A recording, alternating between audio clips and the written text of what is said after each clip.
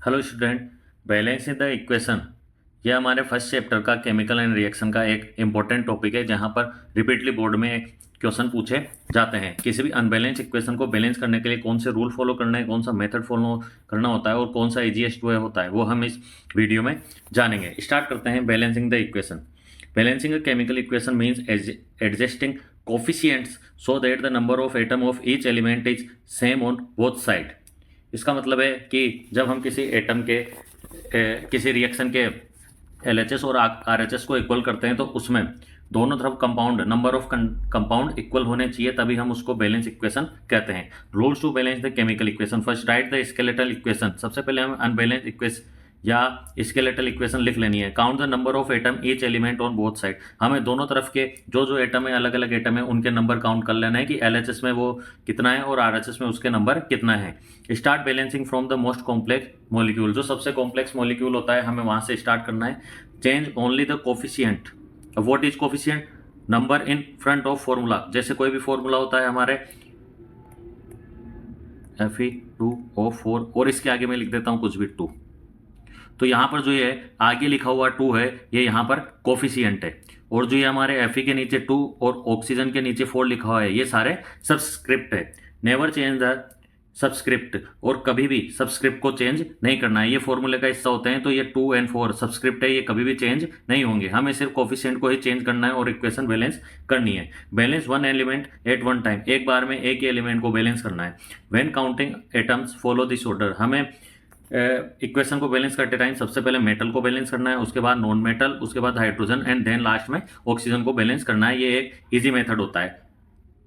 Check the equation.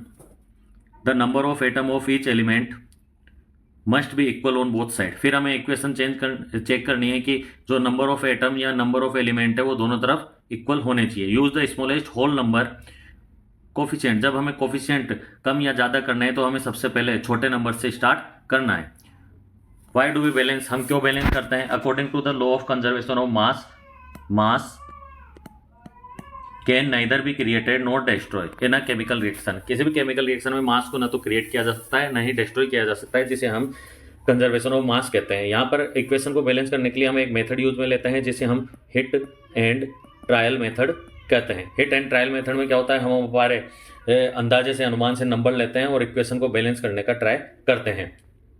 Mass of reactant equal to mass of product. जितने number हमारे reactant में है उतने ही एटम हमारे प्रोडक्ट में होने चाहिए। कम ज्यादा होने पर वो अनबैलेंस्ड होगी। जब एटम बोथ साइड में इक्वल हो जाएंगे वो हमारी बैलेंस इक्वेशन कहलाती है। की point coefficient show the number of molecule और मोल्स। जो किसी भी फॉर्मूले के आगे कोफिशिएंट लिखा होता है वो उस फॉर्मूले के अंदर मॉलिक्यूल का नंबर बताता है, मॉलिक्यूल कितने हैं। Subscript show the number of atom. Fe2O4 में 2 Fe है और ऑक्सीजन की काउंटिंग 4 है, जबकि आगे वाला 2 इस पूरे कंपाउंड का नंबर बताता है कि Fe2O4 2 है, 2 है।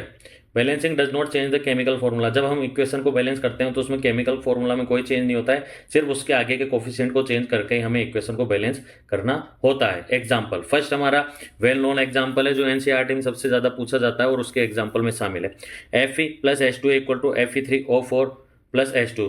सबसे पहले हम इसकी बैलेंसिंग चेक करते हैं कि ये अनबैलेंस्ड है या बैलेंस। इधर Fe1 है, इधर Fe3 है, तो फर्स्ट में हमें पता लग गया कि ये इक्वेशन अनबैलेंस्ड है। तो सबसे पहले इसको बैलेंस करने के लिए हम स्टेप वाइज वर्क करते हैं। First step Fe। LHS side में हमारा Fe है 1, Fe3 RHS साइड में हमारा Fe जो फेरस है उसका नंबर है 3, उसकी क्वांटिटी है 3।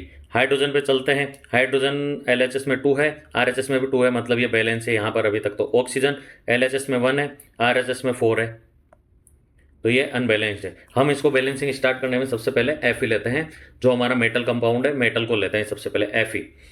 अब सबसे पहले यहाँ पर हमने देखा है कि Fe इस साइड में 1 है और इस साइड में 3 है, तो इसको बैलेंस कराने के लिए हम Fe को 3 से मल्टीप्लाई करा देंगे और न्यू इक्वेशन बनाएंगे 3Fe। यहाँ पर हमने ये LHS साइड के Fe में चेंज किया, वहाँ पर नंबर कम थे तो 3 से मल्टीप्लाई कराया, तो 3Fe plus H2O right arrow हमारी इक्वेशन चल रही है Fe3O4 प्लस H2। तो यहाँ पर हमारा Fe बैलेंस हो चुका है। अब नेक्स्ट हम चेक करते हैं कि Fe पर 3 लगाने से और क्या क्या चेंजेज आए। H2 2 था, दूसरी साइड भी 2 था, ऑक्सीजन 1 था और RHS की साइड 4 था। नेक्स्ट हम बैलेंस करेंगे यहाँ पर ऑक्सीजन को।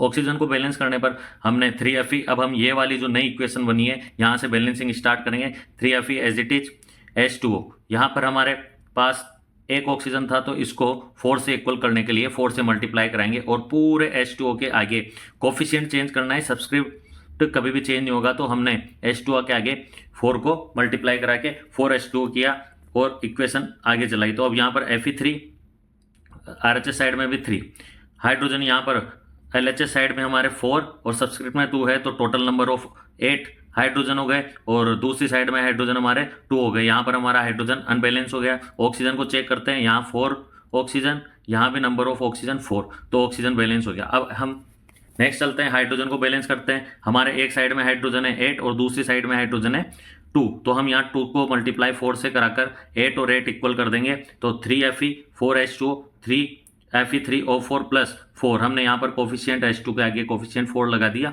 यहाँ पर अब हमारी बैलेंस इक्वेशन बैलेंस हो चुकी है। Fe LHS में 3 है, RHS में 3 है, हाइड्रोजन LHS में 8 है, RHS में भी 8 है, ऑक्सीजन लेफ्ट साइड LHS में 4 है, राइट साइड RHS में भी 4 है। सभी एलिमेंट को चेक कर लिया है, सभी में इक्वल एलिमेंट है। तो जो हमारी लास्ट इक्वेशन है ये हमारी बैलेंस इक्वेशन है और हमारी बैलेंस इक्वेशन होगी 3Fe plus 4H2 equal to Fe3O4 plus 4H2। इस टाइप से हम इक्वेशन को बैलेंस कर सकते हैं। एक और एग्जाम्पल है, उससे और हम इक्वेशन को बैलेंस करते हैं जिससे हमारे डाउट क्लियर हो जाएंगे। जब जिंक की रिएक्शन सल्फ्यूरिक एसिड से कराई जाती है ZnSO4 प्लस H2, सबसे पहले हम चेक करते हैं कि इक्वेशन बैलेंस है या नहीं है। यहाँ पर जिंक 1 है, इधर भी जिंक 1 है, बैलेंस।